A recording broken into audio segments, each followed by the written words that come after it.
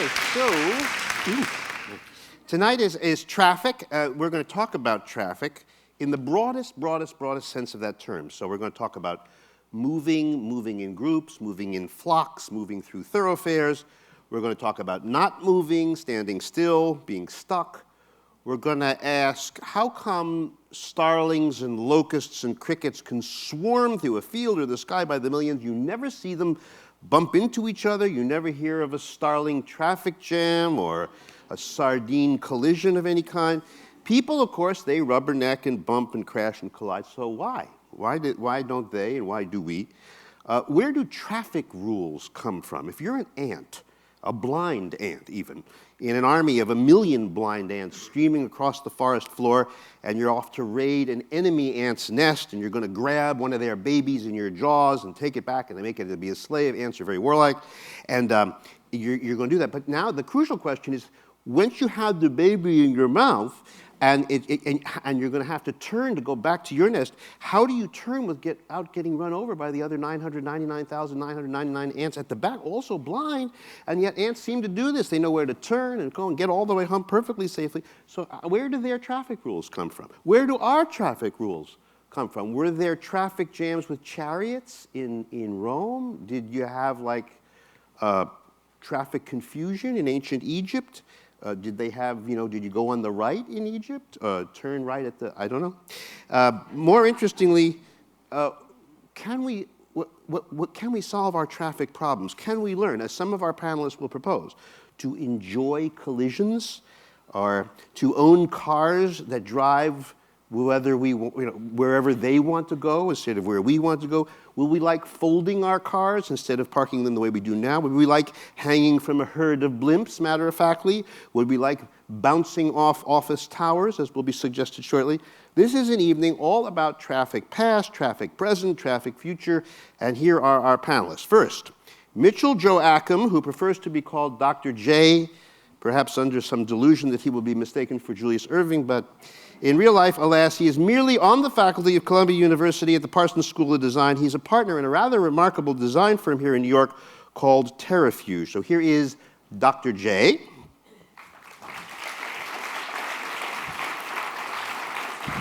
So you go to the red here.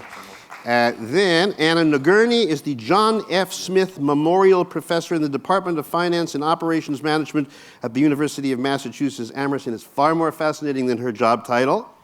Anna?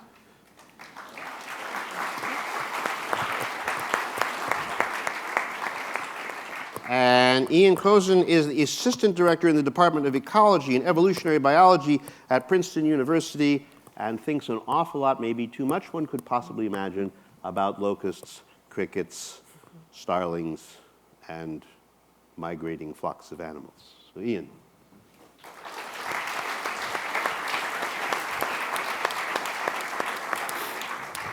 So this doesn't feel all that cozy. Hi! I think it's a very generous stage.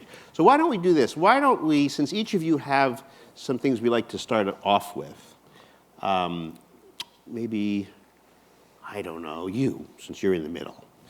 Could you just if we just sort of open, just tell, the question in the air is, so what are we worried about and what are we really fascinated about when we think of just the word traffic? And just take a short sort of intro. I think we're fascinated how people make decisions, how they decide every morning how their best mode of transportation, their best route of transportation. Should they drive their car? Should they take the bus? Should they walk? And what impact does it have on society and on congestion overall? And what does it say to society in terms of network design, pollution, et cetera? And you were somehow involved in a recent decision in Manhattan to change a major thoroughfare and allow people to picnic in what places where there used to be cars?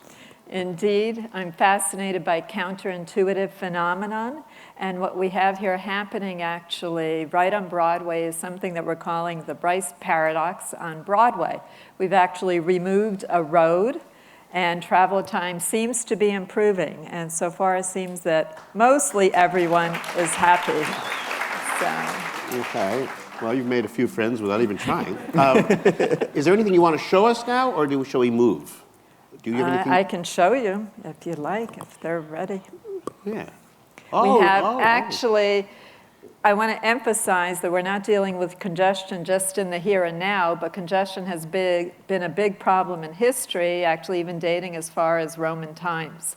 And in fact, I think Mayor Bloomberg maybe got some of the ideas in terms of trying to install tolls and so forth based on what the Romans did. There was just so much traffic congestion because of the chariots that they actually elected to have time of day policies, and different chariots would arrive at different times of the day to minimize congestion. Okay, Was this like odd licenses and even licenses? more or less. Huh. So it wasn't like no chariots until sundown. It wasn't Right, that sort of thing. exactly. No. Just spreading out the traffic and so forth, but controlling and not doing the pricing, which is what we do today in terms of electronic tolls and dynamic pricing. And you have like a drag racer there. That guy, the chariot on the left? The aggressive driver. Yes, an aggressive, okay. And here we are in the best place in the world, New York City, especially Manhattan. And we have a paradox, which actually is about 40 years old in the here and now. It's actually the inverse. Notice if you're trying to go from that northern post all the way down to the southern, you actually have, for example, 3 different routes that you can take. And in fact, if you remove Broadway, the travel time improves. And that's identical to the topology that Dietrich Bryce, a mathematician, a German, discovered in 1968. And we translated that paper a few years ago. And this is happening not only in transportation networks, because drivers are selfish. We choose the routes that are optimal for ourselves. I'll get back to the logic of this in a minute, so go They're ahead. very, very selfish, but it's also happening on the internet, because these network systems are very, very similar. So we have an example of Bryce on Broadway. Okay, so now, Ian. Well, maybe actually let's do Dr. J first. Just take you, because you have some very cool pictures. So let's just see that. You want an intro or what my problem is with traffic? Let me I'm just hear happy your to- problem. I kind of know what your problem is with traffic, and I will get back to it. But or I could do this differently. In fact, why don't I do it differently? Never mind. I mean, let's just. How come? Let's start with you. How come? And then you can play the stuff when it's ready, and I'll do that the same thing. How come starlings and sardines don't bump into each other? One time they don't have traffic jams. You said once that it has something to do with the fact that they might, at least in some of these cases, it may be because they're related. Well, we'll get to the sort of evolutionary reasons later, because in actual fact, we find traffic organization, it's ubiquitous, it's everywhere. It's all around us. You know, you see schooling fish, you see flocking birds, you see swarming ants. So one of the deep evolutionary questions is, why do we get this type of collective behavior? But in terms of traffic organization, we don't need to look very far to see the masters. You know, things like ants, you hardly ever see congestion on their trails, and this has always fascinated me. You know, these are organisms that also live within large societies of up to 20 million individuals in these societies, and yet they can very effectively and very efficiently not only organize their traffic on existing trails, but create new traffic, new trails, new highways when they need them. So I've always been interested in that aspect of collective behavior. But we can also look at unrelated organisms. So the starlings you mentioned, there's no hint of relatedness among the individuals there. So those aren't sisters flying through the sky, clones of each other. Exactly, and likewise, if you look at something like locusts, again, as we'll discuss later, you know, it's really far from being a cooperative act, and yet the traffic organization is still very effective. So we really can get some very interesting surprises when looking at traffic organization in the natural world. So one thought might be that the reason that all of these ants, for example, are so cooperative by some mysterious rule is because they're all so related that they have some common purpose which they feel somehow all the way down, sort of at the neuronal level. Well, we have to be a little bit careful. Ants are not humans. They don't feel in the same way that we feel. I mean, these are relatively simple stimulus response organisms, and yet they have evolved. I mean, you can almost think of ants as being the cells of your body. They're all working together for the queen. They're all sisters. They're all related to each other. Every time you've seen ants, it's almost certainly that they're all female. Males are expendable. They produce males once a year, maybe. The males are so stupid they can't feed themselves, they can't migrate. The females have to carry them around, have to feed them, and they just use them for sex, and then they die. In general, in biology, males tend to be the more expendable sex. But that still leaves open the question is why the ladies can just travel so well. I mean, for example, just to give a hint, like, what is the answer to the problem I raised in the introduction? How can all these lady ants go rushing through the forest floor and do the complicated business of picking up cargo, turning around without getting trampled? If we take a look at the movie of the army ants, Let's take a look. so these are ants that I've studied in Central and South America. Now these are, I think, one of the wonders of the world. Here you have 1.5 million blind ants coordinating foraging trails. So we're literally dealing with a case of the blind leading the blind. And what the ants are doing is, as the ants swarm across the forest floor, they're laying a chemical called a pheromone that the other ants are sensitive to, that the other ants can detect. And they can then reinforce that by laying their own chemical. So they're creating the roads where and when they need them, on the fly. And as you can see from the movie, they're doing this at high speed. Remember, these are blind ants. They're so stupid that if I was to take a bunch of them and put them on this table, they would march around in a circle, following each other's trails until they die of exhaustion. I mean, they're not the smartest animals out there. But now my question is a more elegant and specific question. I'm the ant. I've got the baby in my mouth. I now want to deliver the baby back to home. I want to make my turn. There are 900,000 ants right behind me, all blind. I can't say, stop! I'm moving. I'm turning now. So how does that work? Indeed, and what I discovered is that the ants actually use very simple rules. And so what happens is an ant that's returning to the nest, carrying a cargo, carrying this heavy load that's going to be taken back to the nest to feed to the brood and the queen and the other ants, they get precedence on the trail. They get priority. So when other ants bump into her as she's coming back to the nest, if you watch it in slow motion, they always turn themselves on their side and they push themselves away from that. But it happens in the blink of an eye, really fast. And so what happens is that ant returning to the nest gets priority. The ant's leaving the nest. So she's like kind of guy, like a fire engine. She goes. It's remarkable how quickly they know. And we don't exactly know what cues they use, but the fact that the ant is actually going the wrong way may be one of those cues. And so you bump into this individual, you turn very sharply, and so the ants that are leaving the nest to go out to this raiding front, because these are voracious ants, they take 30,000 prey items a day. The colonies actually have to move every few weeks because they devastate the invertebrate fauna in the forest. Yeah, I hate them. And so they're nomadic. Oh, they're wonderful. They're wonderful No, I creatures. mean, And so what happens, this simple rule of letting those individuals with carrying cargo get priority means that they take the center of the trail and the other ants form spontaneously lanes on the outside. And this acts to minimize congestion. So ants with hardly any brains at all, very, very small brains, using very simple rules of thumb, have spontaneously evolved to form lanes, traffic lanes, to minimize congestion. Before I get to people, which I will in a second, I want to do Mormon crickets. Because this is a different kind of animal. And it's a completely different logic, yet they seem to cooperate quite wonderfully. In this case, however, can you explain why Mormon crickets? I don't know. So is it's it not Mormon just, crickets? it's not Have just, I got this yeah, right? we have Are studied. they like religious crickets? So the Mormon crickets are called Mormon crickets because when the Mormons first got to the Salt Lake, they thought that a huge swarm of crickets had been sent to try them, and so they went out with fire and trying to get rid of all these crickets, and they couldn't get rid of the crickets, and the crickets were basically eating their first crop, and this was a disaster for these new settlers. I mean, times are pretty tough to reach the Great Lake and realize it's full of salt. It's a bit of a downer to begin with. And then these crickets came, and that was going to be the end of them. And then, according to the Mormon history, God sent a flock of seagulls from the Great Salt Lake that came and feasted on the crickets. And I've been down to Utah and worked on these crickets. And indeed, seagulls do fly in from the Great Salt Lake and feed on these huge swarms.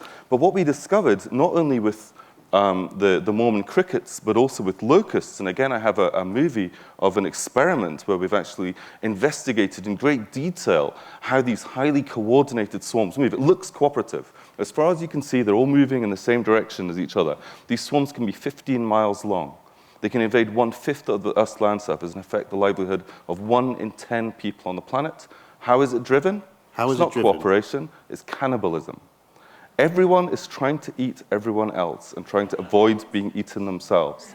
So the best rule for you Wait, does that mean that the Mormon cricket that wants to eat me is eating the back of me or the front? I mean, if we're all going to move in the same direction, then someone should be trying to eat my butt. Every one of us should be trying to eat each other. That's right. Their heads can become heavily armored, but unfortunately, one has to defecate, and so there's always an orifice that's vulnerable. Oh, this is literally, it's a literally, bunny-eating cannibal. literally. So they will try to eat each other, and they will literally feast on each other and eat an entire individual in one meal. So no wonder everyone's going the same direction, because everyone's scared from the rear. You've got to run away from anyone running towards you, but of course you're hungry, you want to eat someone else, and it's best not to approach them from the front, but to get them from behind. So here's an experiment we did on the desert locust. This is a massive plague pest. This is the sort of biblical plague that we all know. Is that of. what we're looking at? That's what we're looking at here, and I've developed computer software that can automatically track them simultaneously to get very detailed information. And then with collaborators, we manipulated the nervous system and the visual system of these locusts to show really it's the sight of others moving towards you from behind and this biting behavior that would actually cause the onset of these swarms. And the reason we discovered that was by complete chance we found locusts disappearing from our experiments. And people were blaming me, saying, you're a mathematical biologist, but you can't count. And I was so frustrated that I went back to these videos, and we found these apparently vegetarian insects are highly, highly cannibalistic. So if, on the one hand, it's because we're genetically related and we're all cooperating because we have a common purpose in life, we're all like, as you said, cells in the same organism, a superorganism. Or the other case is someone's just trying to eat me and I'm just running. And then those are two very different logics. The ants, in many ways, are a special case. Because they're so closely related and they've got this weird genetics that means that they're more related to each other, their sisters, than they would be to their own offspring. So that's a kind of weird bit of genetics that means the ants really do behave almost like a superorganism. However, when we look elsewhere in the natural world, it's dangerous to think, oh, this looks like a cooperative behavior. This looks like everyone's trying to help everyone else out. In most cases, individuals are selfish. All right. Well, then let me ask the other question I wondered. If these animals have worked out not bumping into each other for a variety of reasons, why do people bump into each other so much? Why are we such a traffic jammy, rubbernecky species? This is for any of you. Is it possibly because we're not genetically related? And does the selfishness question? I think the selfishness is a huge issue. Typically, when we study different kinds of transportation networks and other kinds of network systems, we have to take the behavior of the users of the networks into consideration, and we tend to be selfish. Okay, so we choose, say, our optimal routes of travel, not caring the fact that we have kind of the negative externalities on the other users. So we choose the route of travel that gives us the minimal travel time. We can put other criteria into consideration, but typically you want to use the best mode of transportation, the best route that gets you to work in the quickest amount of way. Which means that when you wake up in the morning in Larchmont or someplace and you go to work in a car, you do not think, how can I help all my fellow commuters this morning? Exactly. No. Well, that's the problem, because we all move around in these shiny, precious metal boxes.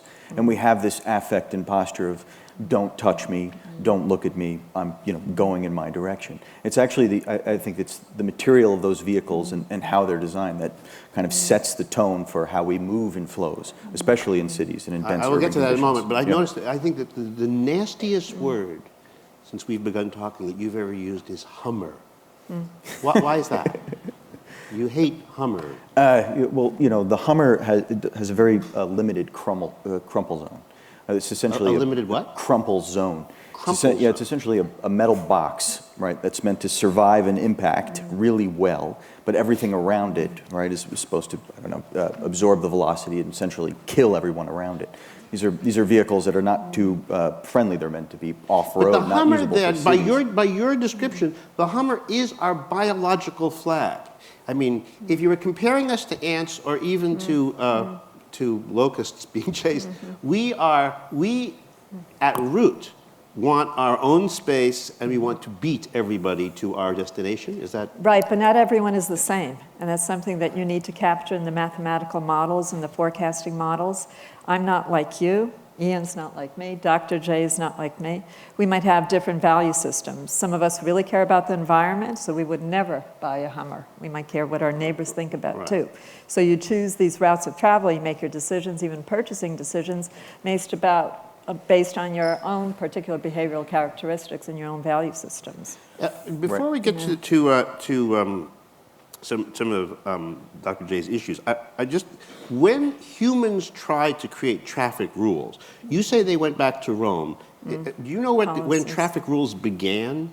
Are they like as old as? I mean, it seems to me you'd have to have a lot of people, and they'd have to start bumping into each other. But like, and by the way, why is red the everywhere in the world symbol for stop, and green the everywhere symbol in the world for go? Did that happen? Is there some place where it isn't?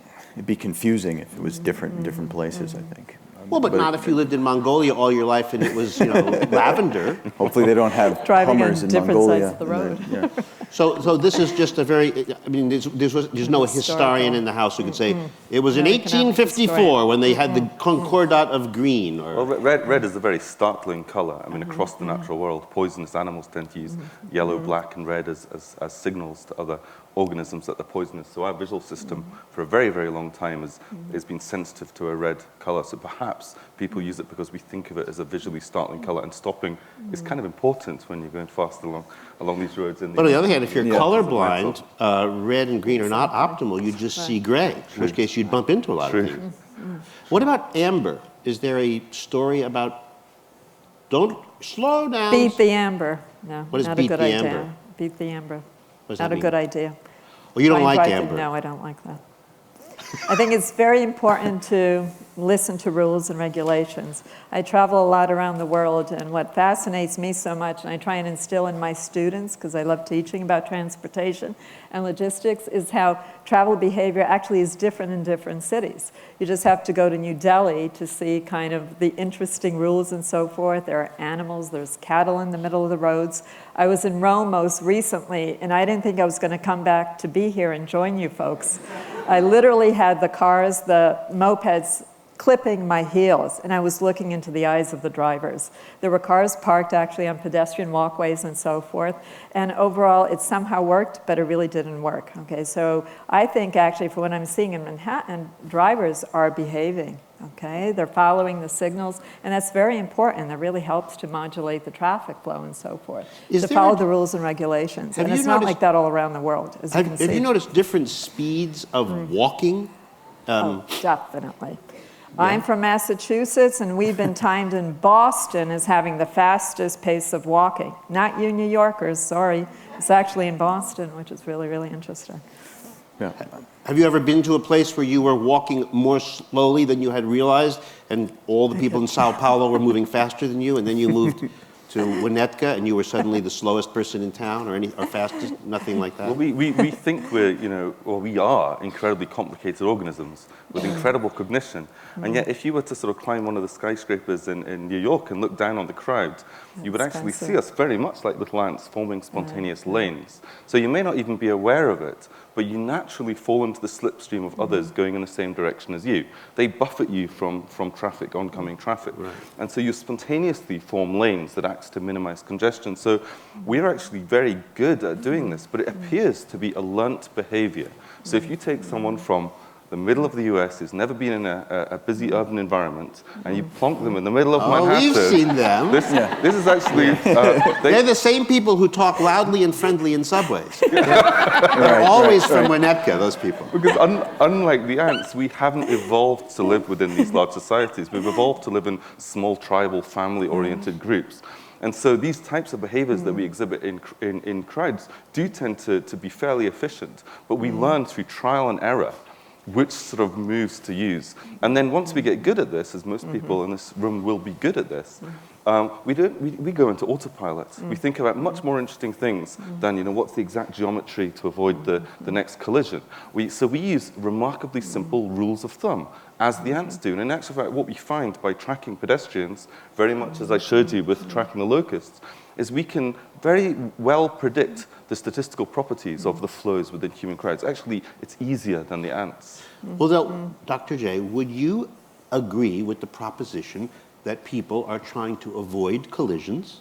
That is why they step behind someone going in their direction. Unless you want to meet someone. I think Right. colliding in someone's a good idea. I think that there's a lot of signals that we built in to the street, design signals, gradient changes in the sidewalks, areas that cushion or accelerate things, signage that would suck you into stores, various forms of distractions. I mean, these are things that are all built out to actually keep you from walking in a straight line or force you into patterns where you move in flows or continuous, But circulation when I systems. look at your work, you take the rather peculiar position when we start to solve some of these problems, that you believe that it would be better for the whole bunch of us to enjoy collisions. Now, if we can all agree that collisions are something we are busily learning or simply imbibing how to avoid, what's with you? Yeah, well, I think that when you look at the car, and if we could see some slides, Okay. And you want to get away from cars that are not social, essentially. You want to first think of a top-level control, computational control, because most people, especially New Yorkers, I don't have a car. I don't want a car. I believe in livable You don't streets. have a car, and you're on a traffic And panel? I design a lot of cars, Okay. and I believe in regional transportation and livable streets. And I think there needs to be a sharing of space between the interface of the foot, the pedestrian, right, and the vehicle. And that's very tough to get to.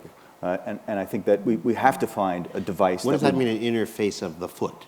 Well, I think how we explore the city is either a wheel, a shoe, right, a hoof if we're some kind of an animal, right, a rail if we're a train system.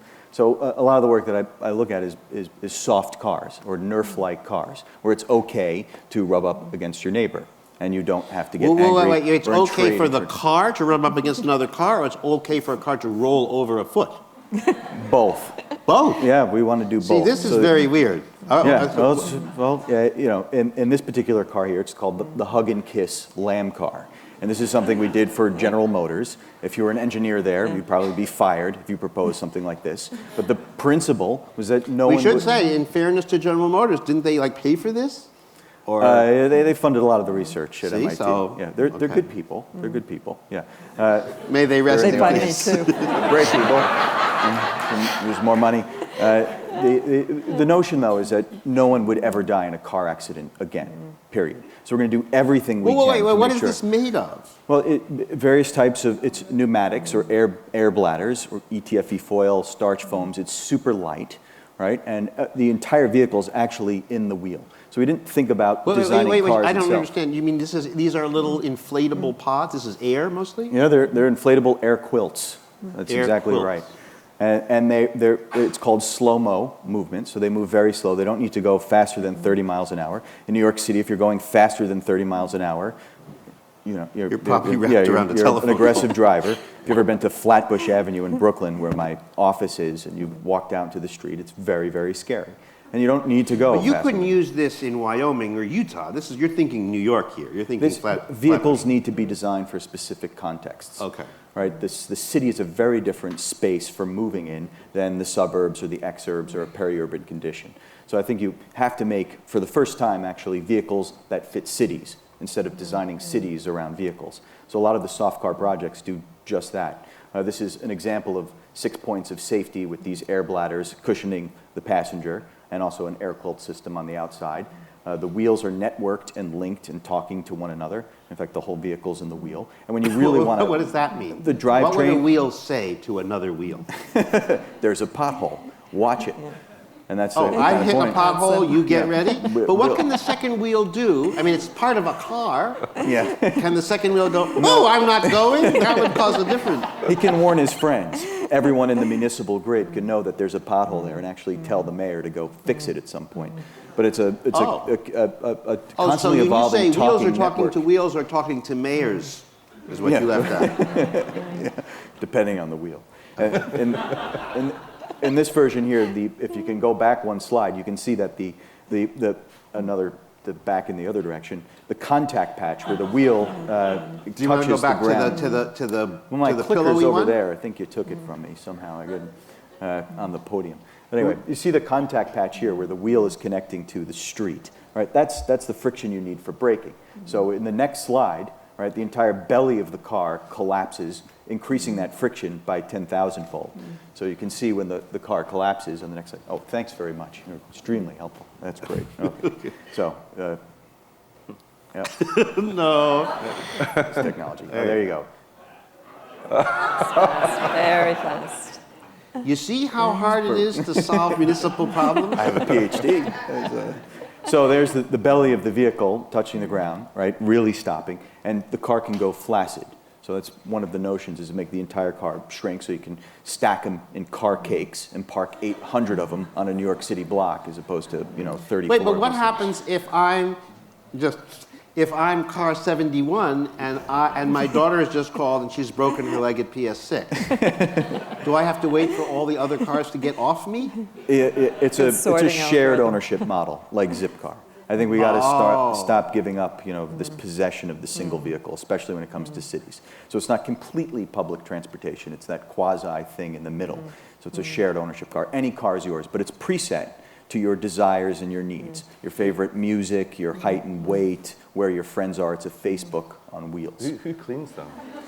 It creates some jobs. There are tenants that would work at these charging stations, right? And they would service the cars. I think that's really important. You can see here's a series of these vehicles all together. They do move in flocks and herds, and it's okay to bump up and rub against one another. And What do you mean it's okay to bump up and rub against one another? You mean you don't have to be a good driver? Well, in most cases, you're not driving. But if you do drive, the material of the vehicle should accept the idea of an impact as being completely normal and within its design. So it's the kind of the point. It's also a new When you say you're liberation. not driving, is that because the car has a mind of its own? Yeah, you need to essentially give up a part of your identity and let people know where you're going. Let some bureaucrat or the city itself modulate all of these vehicles moving in a stream so you can get incredibly efficient results. Are you an American? Are you saying I'm a fascist? Yeah, I called you a communist backstage and I changed to fascist. And I don't even know which way to go on this. Well, that's the problem. It's our American value systems. Because if we want traffic to stop, if we want to cure us of traffic, we need data. We need real-time data. And people are really not interested in revealing where they're going, when they want to go there, or having a history that they went someplace. Now, I've had problems myself with that. I mean, we do it with Easy Pass. When we go into Jersey, right, it reads your credit card and charges you, but it knows that you passed through a toll. We actually need this all the time if we want to deal with 2.4 billion people coming into cities and expecting them to move at all. You're nodding furiously, so Yes. you must be from some other part of the world as well. Actually, my family, they're refugees from Eastern Europe, so you don't say communist in my environment. But when we talk about kind of routing flows on networks and so forth, if you think about freight flows, like getting the goods, getting the products delivered, which is very, very important, through logistical networks and so forth, a lot of times we have central control. And we can optimize the whole network, so you minimize the total cost. And you can get the goods delivered when they should be delivered, provided there isn't too much congestion, at a minimal total cost. Think Walmart in a way, okay? As much as you might not like Walmart. So then you can do similarly when it comes to vehicular flows. So you minimize the total cost to society, the total loss of productivity, which is $100 billion a year, okay, the estimates, because people are stuck in traffic. And moreover, the more time that the cars are idling, and we have fossil fuel-based vehicles, the more emissions. So if we help the congestion problem and we alleviate congestion, we're also helping the environment. And that's extremely See, this is where it would really help to be a locust or an ant. But if you turn to a 17-year-old Homo sapien and you say, here's our plan for you. You are going to get into a shared vehicle which is going to go through a monitored space where your every move will have data collection. We will know where you are. Your wheels will be talking to the mayor. Everybody will be and it will be so efficient and so pleasant and so butter, but you can't drive the thing. You can't go fast. You can nudge against the other car. So short of a little bit of bumper car, there's no fun in this. Do it in the suburbs. Maybe that's a thing. Or so you're okay with a suburban teenagers going wild? Yeah, that's fine. We do have, I mean, Yeah, these but these 2-month-old, cars be are a bit careful. self-righteous. There are vehicles that we were designing called athlete cars, which put the funk in functionalism. And they're also about rethinking what it means to be an athlete car. I mean, today, athlete cars are really, they're a ton of fuel and a giant engine, and it goes fast in a Escalades. straight line. So we actually think of giving cars a new kind of agility. The chassis is articulated, it can corner and camber differently. It's a whole new kind of vehicle, and you just explore things differently. What is this? Another vehicle we were This is your Nike project? Or? Reebok was a sponsor, so they wanted to get into the car business, which is pretty interesting because they could make these carriages, right? If everything is happening in the wheel, the rest of the body is soft. So we went to the guys that can make really slick shoes, right, to make large canopies or carriages for people to drive in. And if you can, here's another version of it. Oh, but this the is so advantage close is, to being an ad, don't you think? you have a zipper to get in and out of your car, which is pretty sexy. And this? The vehicles here actually track the driver's view or his perspective, so it forms an aperture point. So when you can free up the rest of the vehicle, the material of the vehicle, to be anything you want, inside these air pillows you can put in some LEDs or e-ink or informatics to create new types of systems to socially blend in with the city. Well, I'm not sure what you just said. Does that mean I could get undressed in there and nobody will see? Or That's what right. does that mean? That's right. You can get in. People sometimes want to be seen in their car. So this car is completely naked, this version, where it's entirely transparent, but there's one visor that tracks the sun.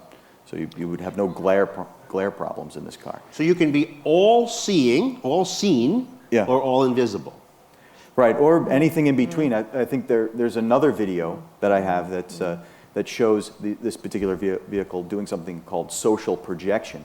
And I don't know where it is, but in this particular video, you can send out a message to drivers nearby you. You can communicate with the other people on the road, and you can do that visually. What would be in a any message form. that you might... If I was in Massachusetts, I would say something like "the Yankees rule." That would really create a problem on the road. There'd be a lot of bumping happening at that moment. Oh, fine here. So it's anything you want to type out that... But you see, we have a car culture here, I think, where one of the things about being in a car is you don't look at the people next door and you don't say anything to them. And if you did, it would be close to a semi-punch in the face. Right. So is it entirely, you have to create a different kind of culture of cardom if you want, I mean, if somebody were to drive in a completely naked car, it's saying "Go Yankees," I don't know, I might, that's a very different idea. Yeah, it could be a rainbow-colored car in a parade. Yeah. Well, let me ask you about one other thing in colliding. You also very interested in jet packs. Yeah, so more in this solving the traffic problem, we could go into the Z-axes. Some of our vehicles that we design actually climb buildings, connect to bridges, or are meant to be air-based systems. So this project, before the jetpack project, was a fantasy about the Thanksgiving Day parade every day, and this is called the blimp bumper bus. And if you think of all of the energy with these guys, during the parade, trying to hold down those balloons, we want to harness it and use it as a slow-mo transportation system. So these would move on funicular wires, and there'd be these, hanging tendrils, essentially, that are ski lift chairs that are very soft at about 13 miles an hour, and you jump on and you jump off just like a trolley, and off you go wherever you want to travel in the city. This is a bunch of them? Yeah, there's a bunch. They move in herds, big, slow-moving, bloopy herds, and you can see that they can move over water. And the street itself actually takes on a new kind of interface with these blimps and the cars and people moving around that street. In fact, we call it smart dots and soft mobs. And the street is a series of pixels. Each pixel has a particular characteristic. Things like water drainage or filtration, the porous paving, to creating bollards on the fly to separate bicycles from cars, etc. And it gets to this kind of an urban condition where the street is intelligent, the vehicles are intelligent, and the people move in and around those kinds of systems. When the street is intelligent, can you tell me what an intelligent thing a street could do would be? Yeah, well, imagine a little girl, loses her ball and it goes into the street. I mean, that's crazy because the potential of what that means would be a loss of a child. What if the street could recognize that there's a ball, an object that's foreign to it, and it's a series of pixels that can respond to it and negotiate traffic around that ball and around that little girl, and actually create a mid-street cross zone for that girl. So as the girl walks into the street, the lanes would just all switch and say, the lanes light up and change on the fly and send signals back to those wheels that are talking to the mayor. But don't you see what this, don't you know anything?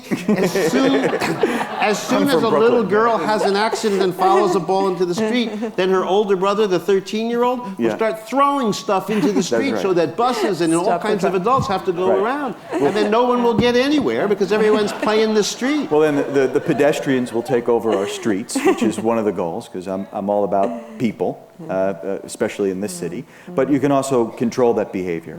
Right, there should be signals. You shoot the older brother? How do you control that? Various neighborhoods would have various signals. Clearly, areas that are residential zones or school zones would cater to those kinds of needs, while they're high-flow traffic zones, there would be real barriers to stop those things from happening in the first place, physical barriers. And if it did happen, it would be rare. And then you would negotiate around those particular moments. As you listen to this, based on your study of traffic patterns in less complicated beings, do you think I'm silly to keep imagining that in all of these engineering, quote, solutions to our problems, I can think of human beings who will create engineering complications to the solutions to the problems, so that all we're doing is inviting a whole new series of exciting messes into our lives, which might be very interesting, but it is hardly a solution to the traffic problem? Or do you know something that I don't know? Well, I think what Dr. J is trying to do is try to change the way people think about the system.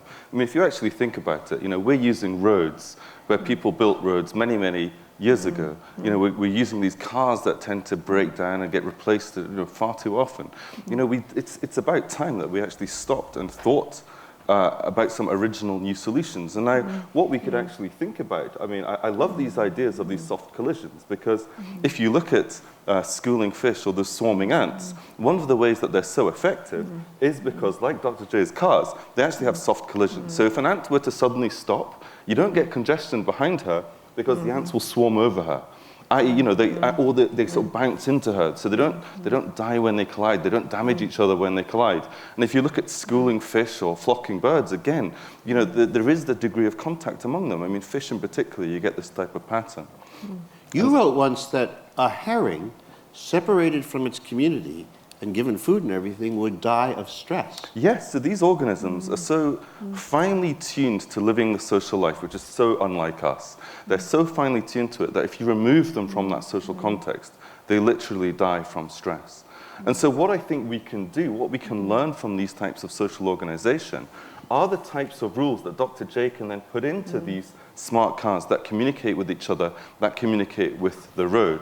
So if we, I have a movie actually that relates to, it's not this movie, it's a separate movie that relates to the rules of interaction that these organisms use. And I think by trying to understand how the natural world has evolved highly effective, highly efficient rules for local, simple communication among these relatively simple organisms, and yet how this leads to very large-scale collective patterns of organization, could be very, very beneficial. And so we were discussing earlier the potential for these smart roads to actually act like pheromone trails. So the cars can actually lay a pseudo, it's not a real chemical, of course, it's like a virtual chemical. And therefore communicate very much like the ants. And so we developed these computer simulations that you can see running here that show us that just with very simple rules, avoid those that are coming too close to you, be attracted and tend to align your direction of travel with others, is all you need to cope with all sorts of these different types of shocks or perturbations. So it reminds me of the sort of, the child running into the street. You can simply rearrange, as you can see the fish doing here, around that perturbation and reform once it's disappeared. And but why don't you have more respect for the complexity of the higher organism, i.e. us? That is, if I was a barracuda and I saw a lot of sardines, I would do a barracuda thing. I go, whoop, and then the sardines would keep doing their sardine thing, like you just showed. Well, look at these But penguins. if I do that to humans, then the first army will go around behind the second army, and generals will come up. People are ingenious and invent. These animals are not ingenious, and they they have wonderfully beautiful behaviors, but they emerge from a dumb little nervous system. But as I was mentioning earlier, the simplest rule set that we've yet found for how animals behave collectively is how us pedestrians behave within crowded streets. We actually do not use very complicated rules. Even though we're capable of it, we don't use them under all circumstances. And also when we're driving, we don't want to think in great depth, in great detail about the exact mechanics of driving. And so I think these simple local rules may actually naturally tap into our biological nature, and so it may not be so far divorced. And perhaps in the nearer future, we could begin to see these types of flocking and organizational algorithms if we have these kind of soft collisions. Yeah, computational undergrid based on biology. Do you think that your mom and your dad would enjoy jetpacks? Well, And if they did, would they enjoy bumping into 30-floor office towers? well, yeah, if they could survive. Gently, of course. Yeah.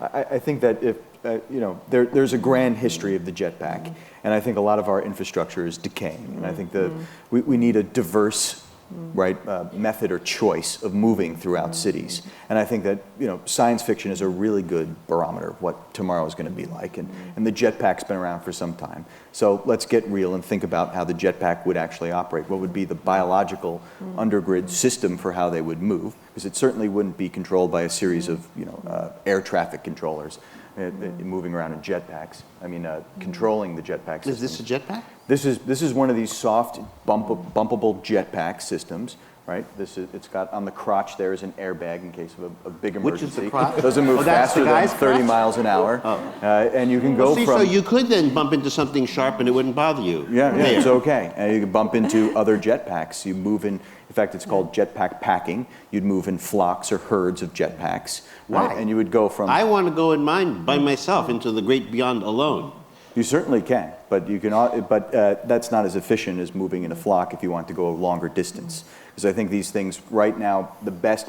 I think Jetpack International is the best range you can get is about 20 miles in a jetpack. But that changes our relationship to the city drastically. We now could think of people actually wanting to move to Jersey City and Newark and living there because it takes them 19 seconds to get to Wall Street in a jetpack, as opposed to 29 minutes in a Hummer using a lot of fuel and then spending 30 minutes parking. A jetpack, you arrive, you unzip, out you go, do your thing on Wall Street, and come back in one of these things. And they move for greater distances. They have a tug, a sky tug, that moves these flocks of jetpacks. You can imagine them dancing if you got the teenagers involved, fine. But essentially, for longer distances, they move in sky tugs, which supplies them with their fuel at an for X amount of distance, and then they break off where they want to go to attenuate their transport for their specific needs. And just one thing over jetpacks is there's also another idea called the New York City River Gym, which is powered by the human buttocks. Essentially, here you work out, and that trickles down from the your workout into the drivetrain, and you move on a loop from wherever you're going. Let's say Jersey to Manhattan. Once again, so think of mobility at all different levels, from sea to air-based to material thoughts on mobility. Well, getting back to traffic rules, if you're going to start occupying new spaces for human civilization and human traffic, then who decides the rules of the sky? I mean, you have both individual flight, cushioned individual flight involving penile injury for some reason, and you also have bust flight and teenage dance groups. These are they're all in the sky, but they're rather different concepts of aerial flight, which might involve rather different traffic rules. I don't know that you can, if there was a cha-cha lesson going on above 34th Street, maybe a traffic light wouldn't apply, since you'd have to wait for the tune to fit. I mean, I don't know what you're talking about. Right. Well, we'd have to learn from biology to see how these things would work, because it's not like airplanes with air traffic controllers deciding where things can go. I mean, plus we'd have to hire more of those people, and they're the most disgruntled, underpaid workers you can imagine as an air traffic controller trying to deal with flights. But I think that the computational system. Although an air traffic controller in the air might, at least for a few months, be a very happy person. You'd see some sky more often. I think that they can't be these rigid vehicles that we imagine them to be. We've got to expect that there will be an impact. no matter what we design. And this brings up a theory called gentle congestion, right? Where congestion is a desire in this city, where density is okay, that you move in these herds and you move in flocks and you move on the fly. Things don't sometimes even have to stop. You can get in and out as things are moving. They're slow. You can talk to people, you can look at people, it's comfortable. It's spaces of event or pleasured motion. But I'm not sure how much biological analogy. In Ian's pictures of birds together, there's very little individuality. I mean, one doesn't say if one is a starling, and now I'm going to 34th Street to my job. But what we've actually found by studying the animal world is that animals don't need to have to recognize each other individually. They don't need to even signal to other individuals if they know where to go or where not to go. And yet spontaneously, just by following these simple local rules, there can be leadership, there can be consensus decision-making, there can be all sorts of complicated behaviors that we discovered when studying very simple organisms and using computational models, very much like the one I showed you. But how do we test those predictions? Well, it was too difficult to train fish, so we used undergraduate students. And so, we've actually able to test these theories and show that in actual fact, you may be surprised to learn that under certain circumstances, we actually do use these simple types of rules. So one can imagine some way of interfacing this knowledge of biology, this sort of growing understanding of collective behavior and collective dynamics in biology. And through using computational models, this gives us an insight. Well, I want to go back to you and to the thing you talked about on Broadway. One of the, in addition to enjoying collisions, traveling in flocks, taking away our liberty, which is so far, but one of them is called Take Away the Thoroughfare. This is your notion. You called it's B-R-A-E-S-S, how do you say it? It's actually a friend of mine. He's a German mathematician, Dietrich Bryce. He did the paradox in 1968. He's still alive and well. He came to visit me a few years ago. We toured with him and so forth. The idea here is if a normal person would say, oh, we have so many cars on this highway, let's add another lane. Right. Or let's add another highway. Right. You have the opposite careful. idea. You say, don't add one, subtract one. See, we're talking about escaping into the atmosphere, but I think before we start escaping into the atmosphere, we really have to improve our infrastructure. It's essential that we improve our transportation roads. We're talking about climate change. We're seeing the deterioration of the roads from Alaska through Massachusetts to Florida and so forth, and it's going to be getting worse and worse. Okay? It's essential that we improve the roads, and even with the stimulus package, we have to decide where to improve the roads. We can't just be throwing money and making jobs, okay, because that's only a temporary fix. We need to improve the roads where they're going to improve the economic benefits to the greatest number of people. So what's wrong with adding analysis. If I add a highway, it depends how you add the highway. If you add a highway just like a freeway like this, we have proven that the travel time will always go down if it's used. It's not going to make anyone worse off. If you add, for example, like the Why would it go down? Pardon? You have 10 cars on a highway, then you have 20 cars on highways. You have too many cars, so you build a new highway. You say if you build a new highway the wrong way, the traffic will get slower? Actually, exactly, it will go slower because you get congestion on these common kinds of links that are shared in too many different routes, and you can prove the travel time goes up. Is this because of the selfish thing you It's because of the selfish behavior. So a guy wakes up in the morning in Mamaroneck and says, now I have 2 ways to get to work instead of one. I'll choose, I'll be crazy, I'll go this way, and everybody gets screwed up. And people get switching and so forth until they think they can't do any better. So they have like a Nash equilibrium, but actually everyone is worse off. Individually, they might be better off, but actually they're worse off. All right, well, why would taking away a road solve anything? Because it actually improves the travel time. People start switching and using better paths, and there isn't as much congestion on common kinds of links. Why? If I have 10 people on the road, then I have 20, and I say, okay, I'm taking away a lane. It depends on the nonlinearity. If we didn't live in a congested world, and now we have the traffic networks are congested. I mean, it comes from the urban networks, the airline networks, our supply chains are congested, the electric power grid is congested. I mean, the internet is congested and so forth. So, and a lot of these networks, they're operating under decentralized behavior. If we didn't have congestion, what would be optimal from society, how we routed the flows would be the same way as we would choose our routes in an optimal way. But because of Did the you just say in regular nonlinearities, English that if some selfish guy gets up in the morning and he has only one way to go to work and everybody has to take that way and everybody has one choice, then the thing just goes better? And if he has 2 ways to go to work or 3 ways to go to work or 4 ways to go to work and he's playing the system, then everything slows down? it could happen depending upon the network design. And that's what's so imperative now. Did you to just take think the this up, networks or is in. this true? I mean, is there This any is place true. on Earth? It has happened. No, believe me. It has happened, okay, in Stuttgart, Germany, where they built a road downtown and it made travel time worse, so it got dug up. The most dramatic one, which cost billions of dollars actually, was in Seoul, South Korea. In 2006, they actually dug up and destroyed, actually they finished the huge project, 6 motorways in downtown, and they returned it to its original kind of design, which had rivers, for example, and parks. Not only did the air quality improve, but the traffic flow improved and the travel time.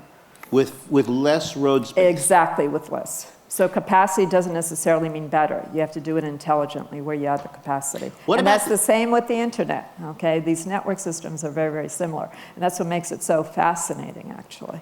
What about the system that's called, I believe the phrase is shared streets? So you say, okay, the people are here, the bicycles are here, the cars are here. Screw all that. Now, the cars can go where the people are, the people can go where the cars are, the buses can go in the middle, the bicycles can go... Does that mean hell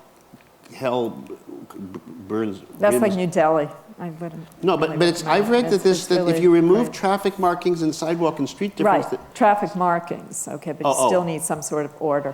And if you remove them, And things so get forth. improved? Yes, and that's actually in parts of Scandinavia, they're doing that, removing signs But and so forth, and yeah, you have actually in to- England, in London. You have so to forth. change the whole way the street is designed. Right. Now this is not just asphalt and sidewalks and curbs and sewers, but instead the whole thing is designed like a plaza. There would be, beach, well, I don't know, what do you call it, umbrellas and places to sit and planters and people going with And not strollers. those lawn chairs like on Yeah, Broadway. not lawn chairs on Broadway. And then the vehicles go over a cushion, a speed bump of some sort, which slows them down. There'd be all sorts of signals to let you know that this is a slower space. Usually the buildings come in a lot closer, it's a lot narrow. Many conditions in Europe provide this. And the car goes very slow and is very aware of bicyclists and pedestrians and people eating in cafes right next to them. And it's okay, it works just fine in Europe. It could work here in New York. Well, Do you have to, in Vietnam they used to say you had to burn the village to save it? Would you have to destroy much of Manhattan or Brooklyn in order to achieve a kind of traffic beauty? Not in the way that Robert Moses would have destroyed it by big highways, but you'd have to sort of revamp all the sidewalks, tear up all the streets, give them ways to talk to the mayor in the wheels, redesign the buildings so that you could climb up them and then you wouldn't be hurt if you bumped into them with your jetpack. How much deconstruction would be required to realize your vision? well, I have a short clip about phasing these kinds of vehicles into the city. Essentially, you don't want to do everything at once, right? That's not really logical. In fact, you'd start off just like Zipcar, you buy into a specific system, and you create a car that leapfrogs the previous technology. Like this vehicle here, one of the soft cars, is an omnidirectional vehicle. You can spin on a dime, you can parallel park like you've never parked before. This car has a new kind of comprehension of the street itself. And if you can, here it is kind of going vertically. You separate things like passenger from freight, right? And the two of them could travel continuously using the same wheel mechanisms to enter the space of the building. Here it is connected to a skyscraper system where the circulatory cores and the bridges are connected to these same vehicles. Wait, what were those propellers between those two buildings? The wind turbines, off-the-shelf wind turbines that you now have the opportunity to integrate because a lot of this infrastructure is fitted to that building. So those are power sources? Yeah, they're power sources. They can provide maybe 7 to 15% of the power of the building that would be sold back to the grid, or sold to the city grid. This is how you would phase them. Now you have a series of these soft, omnidirectional, smart cars talking to one another, moving in flocks. So when they see a Hummer, right, they surround that Hummer and they push it off to the side of the road. You are... They take off that system. There you go. And this is, I've been in crowds where people hate pipes for some reason. This is the first Hummer is horrible room I've ever been in. Hummer's pretty horrible. And this is showing that Chinese the city itself, we are designing vehicles to fit cities instead of cities being fit around vehicles, which is just a problem. Architects, engineers, ecologists need to think together towards solving a very, very big problem. It's not going to happen from any single discipline. So I think it's okay if an engineer, or an architect designs a car, and an automotive designer takes on, some thoughts in ecology, and an ecologist designs a skyscraper cluster. We'll get some very interesting results. Well, let me before, I hope that some of you, I don't want to be like the only dystopian in the room, and so if any of you have some questions on this, get ready. But I'm going to finish with these guys. Part of traffic, I suppose, is standing still. Like we're not always on the move. So what do you know about being, say, in an elevator or being in a subway car? Are we as animals comfortable with very closely proximate neighbors? Well, we're quite interesting organisms in many respects. And one of the things that constantly surprises and shocks me is how predictable we become in these types of circumstances. And in the 60s and 70s, there was a psychologist in New York City called Stanley Milgram. And what he was interested in was individuals within crowds copying each other's behavior without you being aware of copying this behavior. And what he did was he set up an experiment whereby he had a student looking up at a fifth floor window, and in that window was just a picture of a silhouette of a couple, but there was nothing really to see. And people... A couple like kissing? Or? No, not doing anything of any interest. It was just something to look at. And so people would walk past and they'd be very unlikely to look up. They just didn't bother. However, if you had 3 or 4 of those individuals, these students looking up at the window at the same time in a little group, then the probability of individuals looking up increased to about 80, 90%. And by the time you got to about 10 individuals, everyone's looking up. And of course, the more individuals that join the looking up means the group gets larger. And so soon you get large crowds of people looking up at nothing. And what we find is that fish use very, very similar rules. I know it's one of the... You see these sardines staring up at ladies in windows, so looking at portholes. We used robot fish, so model robots that they believe are other fish. And we could have, say, 3 going one way and 2 going the other way, or 2 going one way and one. And we can ask then the real fish, what do you do? How do you respond? And what we found was very similar to Milgram. Can you just say this again?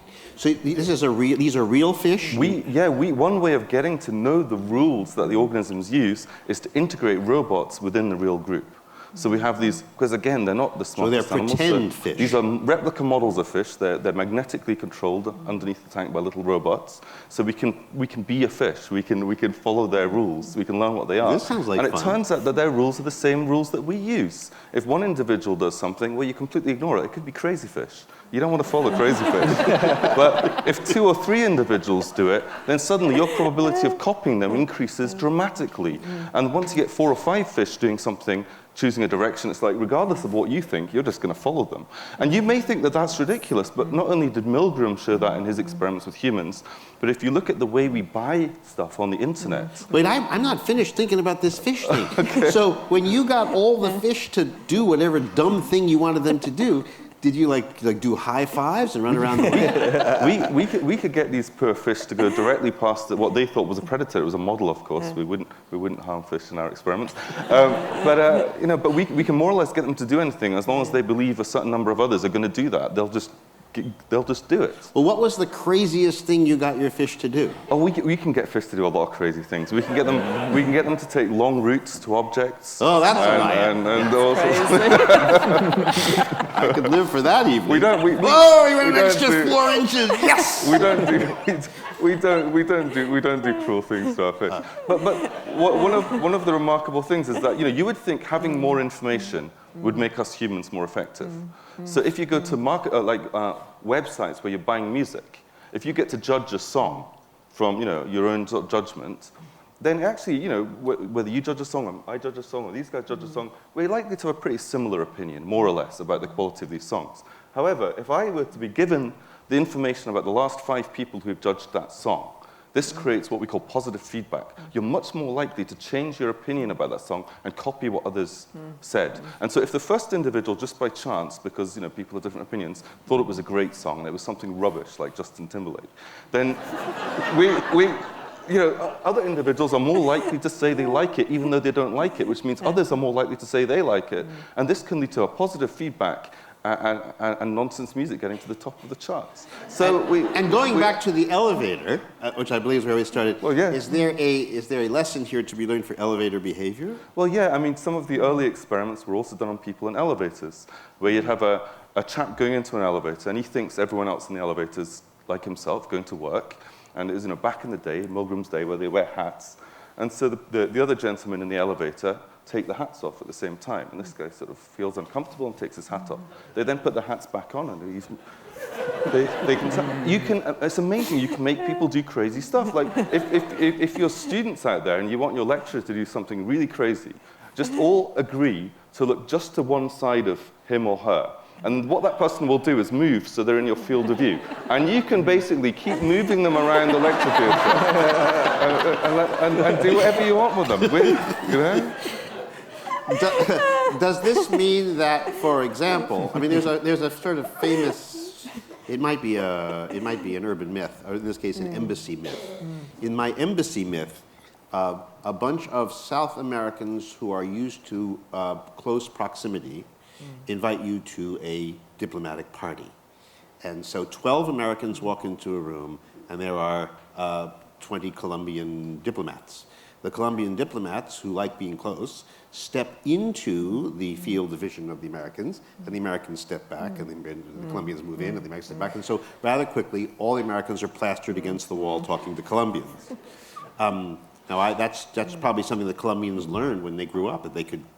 Is this hat behavior translatable into how dense you can make a subway car, or how many people can comfortably fit into an elevator? Is that something that people can... Well, I think in various cultures have different comfort zones when it comes to a dense collective. Certainly in Japan, they've got these folks in subway cars that wear white gloves that push people in a certain direction, so they kind of control things, like sergeants in charge of the crowd. But in the New York City subway car, which probably most of us experience today, if it's really dense, I think the engineering density for a subway car is about 2.5 foot squared. That's your personal space. 2.5 feet squared. Yeah, roughly. And then as it You don't gets get denser, that like at 8:45. No, you don't. In fact, you're really crowded in. There's a lot of people rubbing and touching one another, and I think we're okay with it. And when you get to a stop... Like, if you put a bunch of chimpanzees in a subway and gave them the 8:45 a.m. proximity, would the chimpanzees be able to adjust to that kind of... No, I don't think would learn culture behavior. Over time, I mean, you recall that. I know it's a little bit tight. I wonder, would they start biting each other? We didn't just suddenly get to this state. I mean, recall when sort of films first came out, when moving pictures first came out, one of the first movies was a train moving towards the audience, and people were fleeing the cinema because they thought this thing was going to come out the screen at them. So, I mean, it's not, I mean, can you imagine, not being familiar with trains or cars and being chucked in a car that goes at 70 miles an hour? You'd be going crazy with fear. It's something that we learn to adapt to over time. Let me ask the question differently. If you brought 7,000 baby chimps into the number 1 train for 30 years, 30 years later, would those 7,000 baby chimps be just as comfortable in the train and as uncomfortable as 7,000 human beings? They'd be running the system more effectively, probably.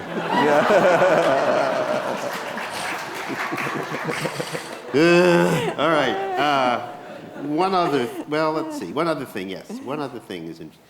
You are, I think you in particular suggest in your writings that you are very interested in the possibility that the rules of collectivity, whether it's cells joining to form a tissue in an organism, whether it's tissues forming an organ, whether it's organs forming a monkey or a lobster, whether it's lobsters forming a lobster society, whether it's an ecology of animals, that the rules of combination, mathematical rules probably, that govern those combinations of things organizing into life, might also be the same rules that operate in culture, that not only do certain systems come together through certain mathematical algorithms, but maybe cities come together in mathematics, maybe traffic comes together In other words, all three of you seem to believe in mathematics as somehow a reflection of real life and real living systems, and you all seem to have a sense, maybe this is just an engineering sense, although you're not an engineer.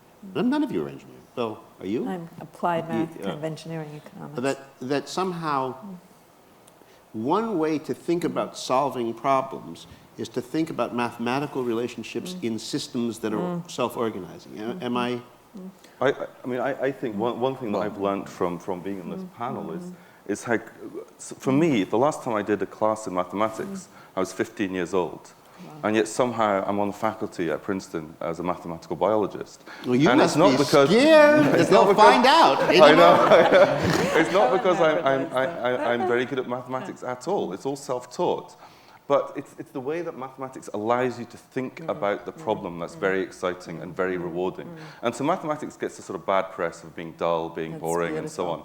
But in actual fact, it's deeply exciting because it's the technique that allows us to make these, to understand these fundamental rules that cross between neurobiology to architecture to traffic organization. And I think all of us use these types of techniques to be more creative, to sort of, it's like I always think of it as an sort of extension of the brain. It's capable of allowing you to think about things that are fundamentally difficult to think about. Well, I would say, just to get this point across, that there is certainly no math that could possibly describe the formation of a city or predict the future of the city. I think that we're not there yet. William Porter at MIT, one of the former deans, did his thesis was on stochastic growth models and cellular autonoma as applied to cities. It's not proven. Cities are formed by, certainly there's some math in there, but it's like an ecology, it's like poetry, it's so many actors and agents that disrupt any singular theory that it Well, that's can't what really I keep capture trying it. to say, but I keep saying, my teenagers,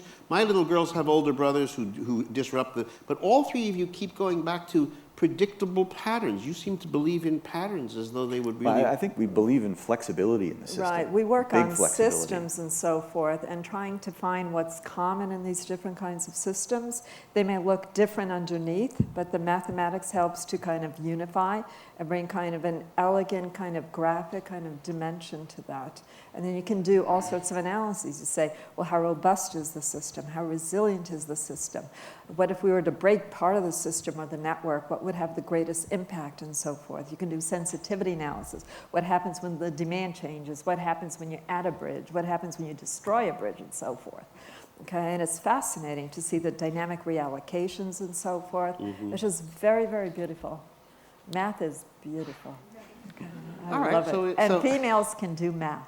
Thank you. I just want to thank Ian and Dr. J and Anna, and thank you all for coming, and thank you. Thank you.